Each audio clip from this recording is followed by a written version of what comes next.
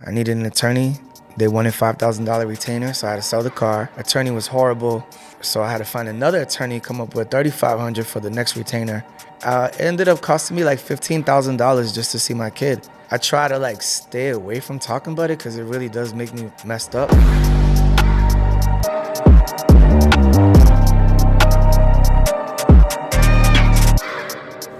My guest today on the Rap Dad Show is not only a dope MC, but he's one of the pioneers when it comes to fatherhood and hip hop.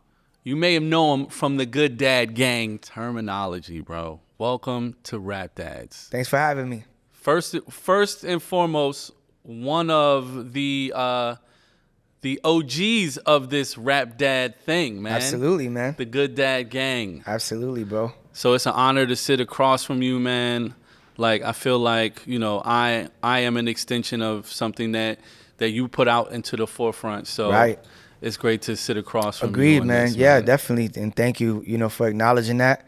We definitely were one of the first movements in hip hop to just focus on fatherhood.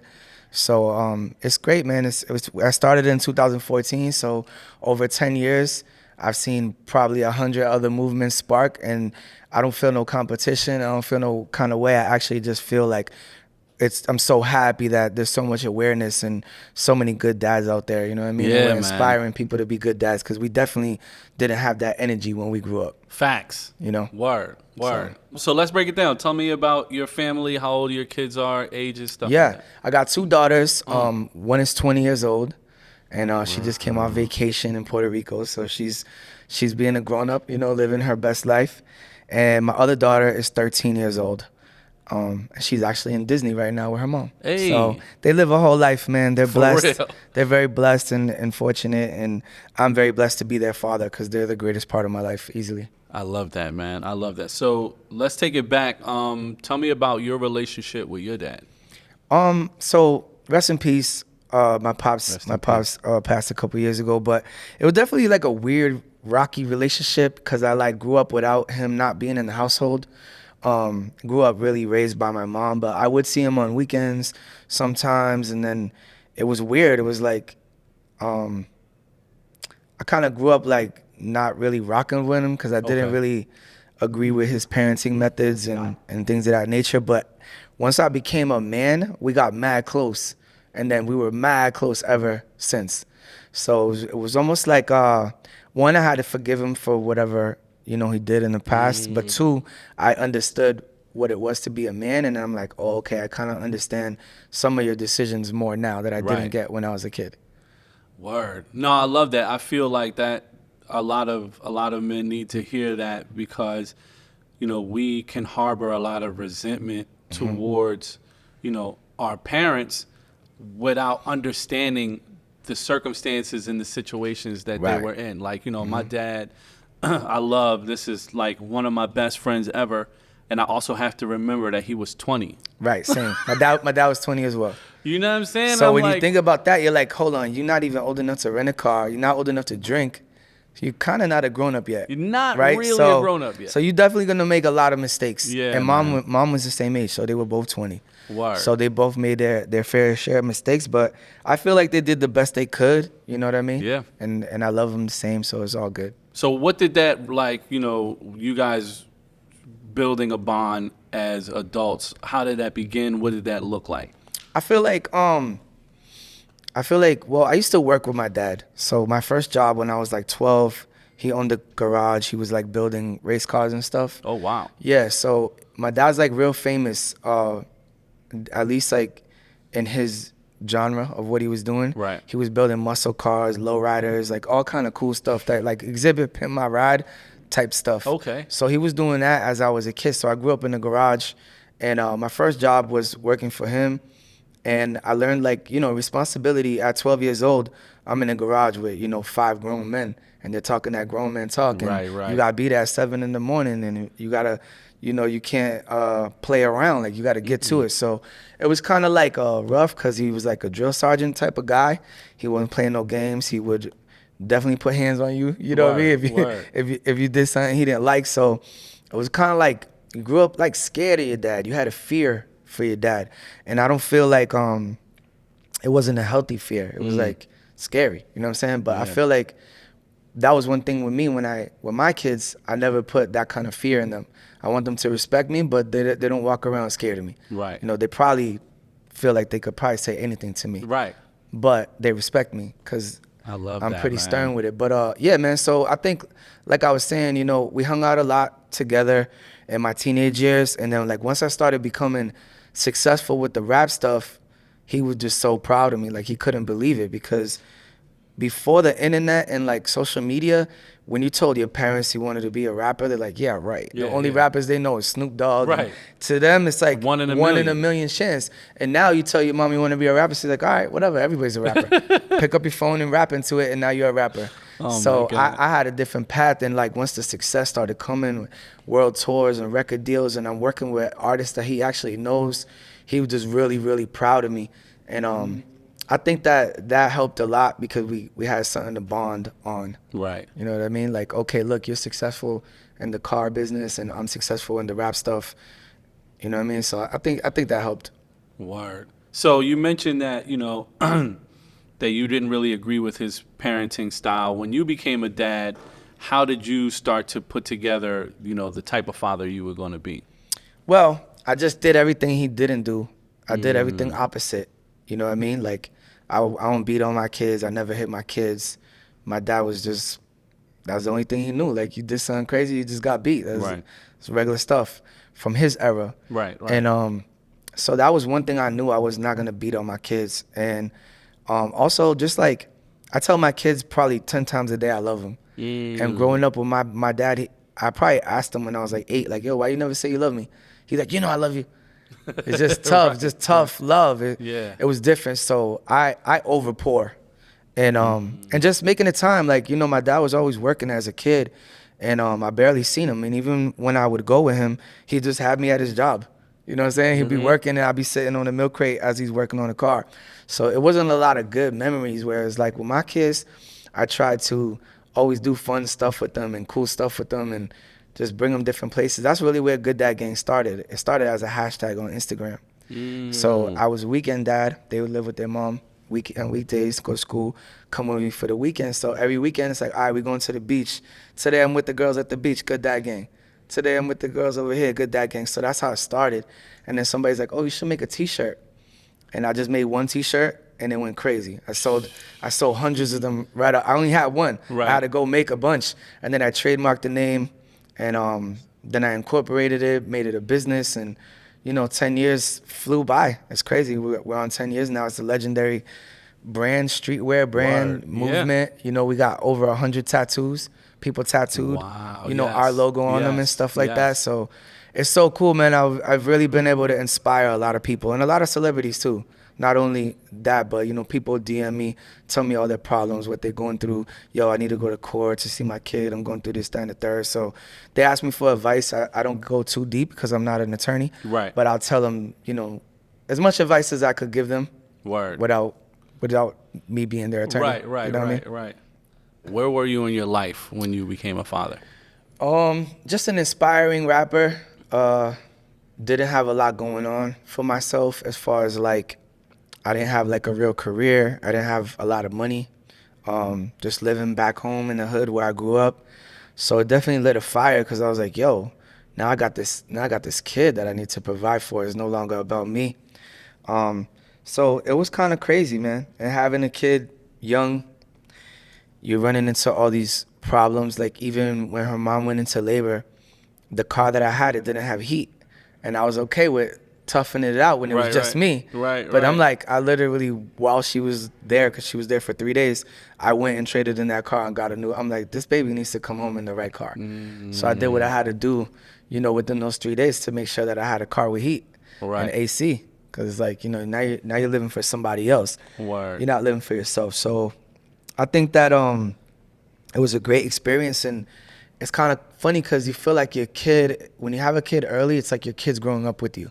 Absolutely. Too, you know what I mean? So we're growing up together, and we're riding it out. And that's why, like, a lot of times the second kid just has an easier road, because you made all the mistakes the first time. You know what I mean? So now you know already. So yeah, man. You know, so I guess my sister, I felt like always had it better than me.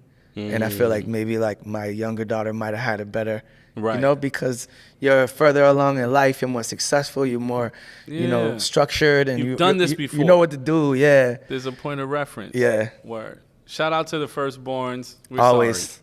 I'm a firstborn, so I was the Same. Yeah. This interview ain't over yet, but I wanted to let you know that this is just a piece of a longer conversation you can check out on the Rap Dad Show podcast on all platforms. You mentioned that, people hit you up, and I've experienced that as well in the DMs with, dads reaching out, and also in the comments on a lot of these episodes. I love that I'm able to provide a platform where fathers are feeling seen. And they're resonating with some of the experiences that my guests are sharing. So I wanted to talk to you about one of the experiences that you went through that a lot of my audience are going through, or are oftentimes looking for advice or even inspiration on. And that's like, the legal battles that they have to, endure. I know that you spent tens of thousands of dollars, countless hours, fighting to be, in your kid's life. Can you, go back to that time and, what are some things that you wish you knew when you were in it that you know now in hindsight? Man, it's kind of like the worst thing you could go through, right? Because you have a child that's half yours, and then you have somebody else telling you that you can't see that child, or telling you when and where and how you can see that child, and for how long, whether it's your co-parent or whether it's a judge who doesn't know you, or your child, or your child. And a lot of times they say, okay, we're doing what's at best for the child, right? That's kind of like the theme of family court. But the real underlying theme of family court is how much money can they get out of everybody involved? How long can they keep you in here? Come back in 6 months, come back in 2 months, come back in 60 days. And it's like, well, I want to see my kid now, not in 60 days. Right. You know what I mean? So that was just a heartbreaking experience. Yeah, I had to sell my car. I had a car. I needed an attorney. They wanted $5,000 retainer, so I had to sell the car. Sold the car, got the first attorney. Attorney was horrible. So I had to find another attorney, come up with $3,500 for the next retainer.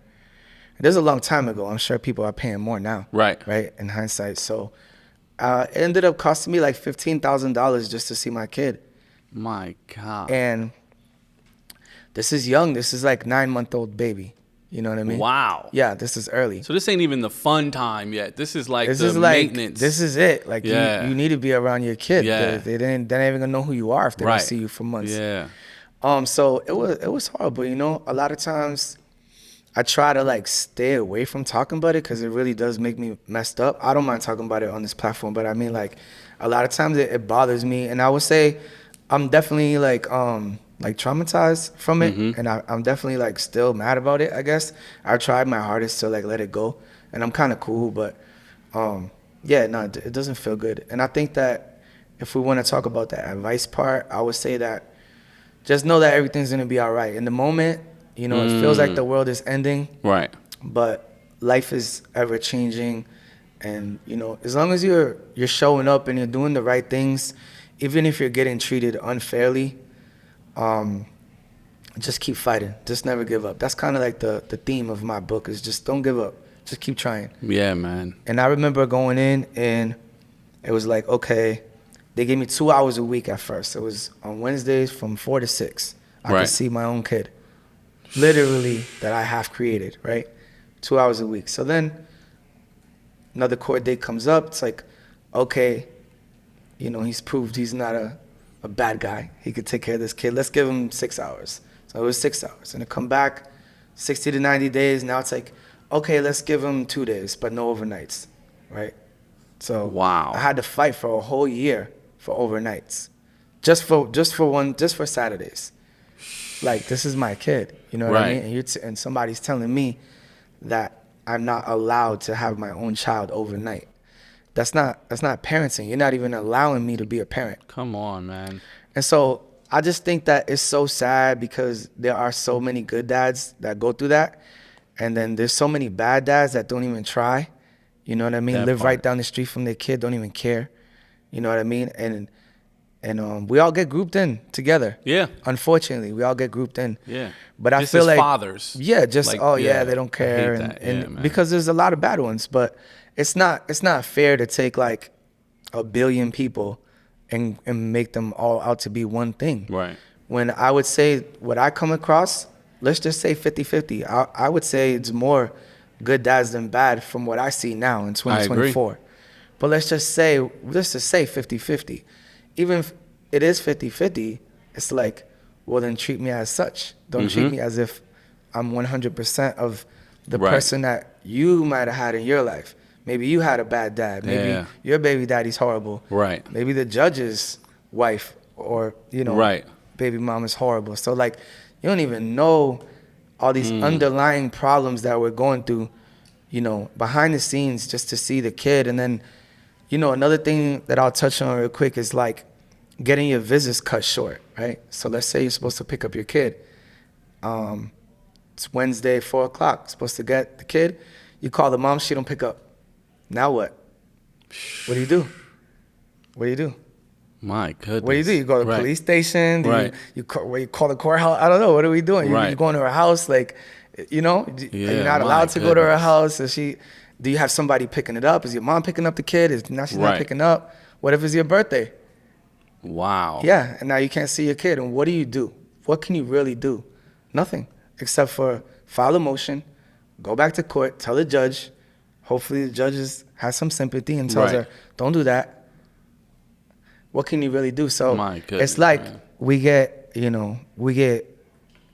through some stuff, man. Yeah, we go through some real messed up stuff. And my prayers go out to all those guys that are good dads that want to be in their kid's life and they're doing nothing but trying. Just know that, it's going to get better and just keep trying. I'm really proud of him for his new book, The 10 Dad Commandments, Fatherhood Through the Lens of Hip Hop. Commandment number 1, know your role. Know your role. What is a father? You cannot fulfill a role that hasn't been defined. Right. Okay. So let's talk about this book. Okay. I gave you my book. You came bearing gifts. You gave me yours. Tell me about 100 ways to be a better dad. Tell me about how you found the 100 ways. Tell me about what inspired the book. Well, I think that one of the things was I kept going to bookstores like Barnes and Nobles and other Borders, these type of stores, and there was like a large parenting section, and it was like 100 books for women, and there was 5 for dads. Yes. And one of them was how to help mom. Well, what to expect when mom's expecting. How to change a diaper. It was nothing in there like for us. Yeah. And there was definitely nothing in there for single dads.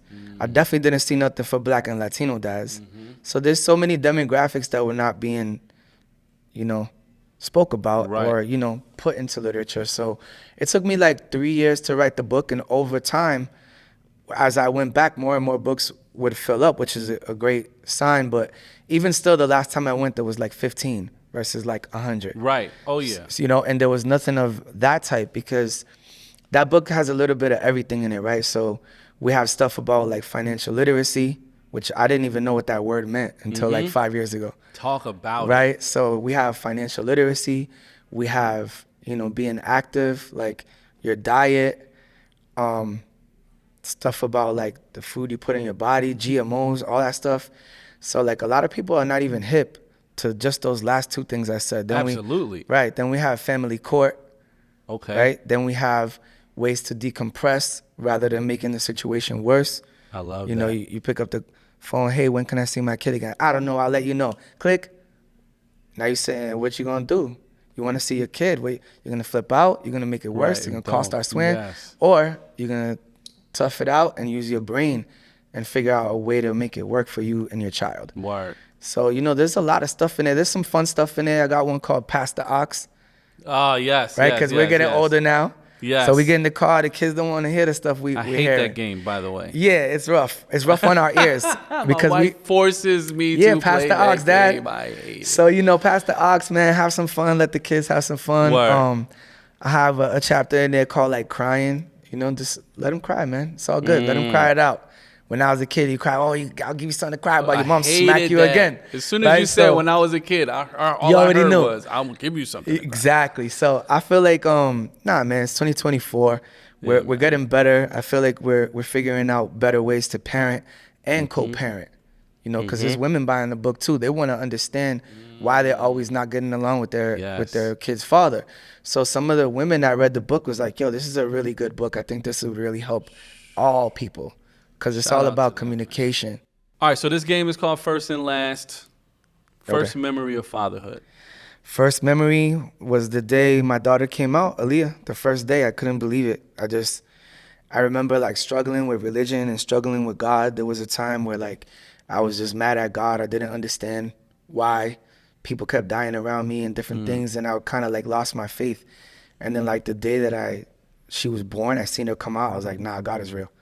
This is too heavy. Like this is not a coincidence that this kid is here. Like, so yeah, definitely one of the greatest moments of my life. I started crying, cut the umbilical cord, held her in my arms. It was just such a great feeling, Man, I had something to live for now.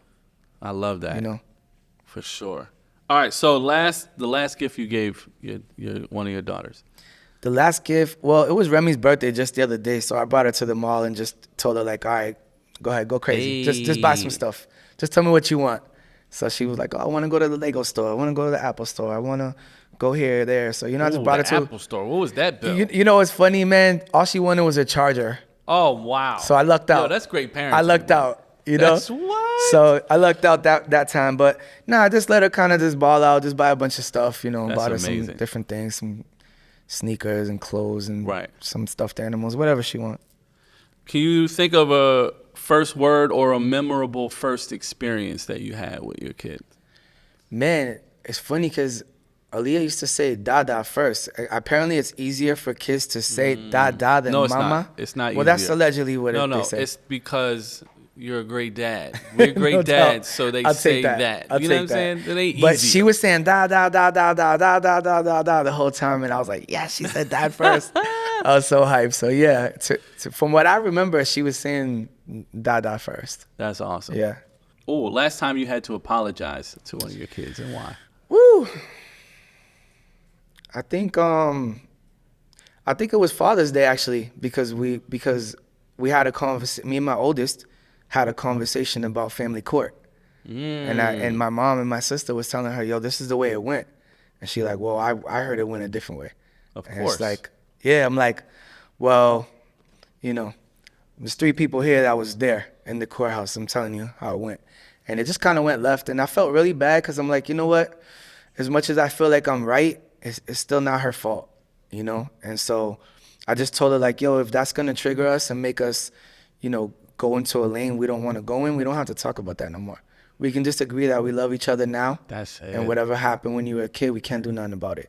Word. So let's just agree that we love each other and we don't have to go down that road, because there's 3 sides to every story. It's my side, the other person's side, and the truth. Fact. Right? So it usually lies somewhere in the middle. Word. So I know what happened, but it's all good. You know what I mean? I just love the kid. I just want to spend time with her and be happy. I don't want to argue about something that happened 20 years ago. Word. It doesn't make sense.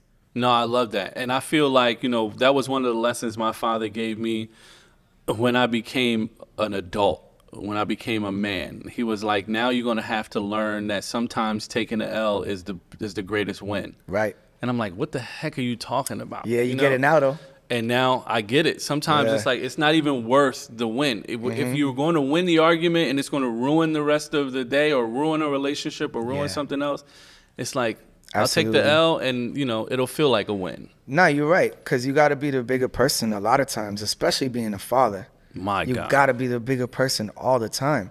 You're the one. You're the breadwinner. You're the protector. You're the father. If you believe in the Bible, you're the head of the household. Right. There's every reason why, no matter what happens, it's your fault. Mm-hmm. So you just got to hold it down. try to make everybody happy, everybody feel safe, everybody comfortable. Word. Everybody got to eat, and you got to go make it happen for them. Word. And that's it. On the next episode of the Rap Dads Show. About 2 days before Sean Price passed away, he was at my crib and he was like, all that shit, you gotta cut it out now, man. Your father, he goes, you can't call your little girl from the jail cell. Because the night before she was born, I got in a crazy fight. Broke my hand. I literally held her with a broken thumb when she was born.